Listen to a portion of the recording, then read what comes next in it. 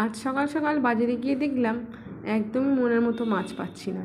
তো তাড়াতাড়ি করে কিছুটা চিংড়ি নিয়ে চলে এলাম। যেহেতু অনেক বেলা হয়ে যাচ্ছিলো আর অফিসের ব্যাপার, ওই জন্য আর একদমই দাঁড়ানো হলো না।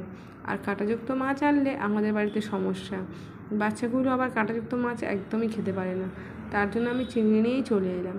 এবার চিংড়ির যে একটা ভালো কিছু রেসিপি করবো ভেবেছিলাম, প্রথমে মালাইকারি করবো, দেখলাম ঘরে নারকেল তো নেই, তো অন্য একদিন বানাবো। তার জন্য আমি তাড়াতাড়ি করে এসে গ্যাস জ্বালিয়ে তেলটা গরম করে নিলাম আর চিংড়িগুলোকে ভালোভাবে কেটে ধুয়ে পরিষ্কার করে লবণ হলুদ মাখিয়ে ভেজে নিলাম। এরপর আমি সরু সরু করে একটু আলু পেঁয়াজ কেটে নিলাম, আর এদিকে আমি একটুখানি রসুন আর আদা বেটে নিয়েছিলাম।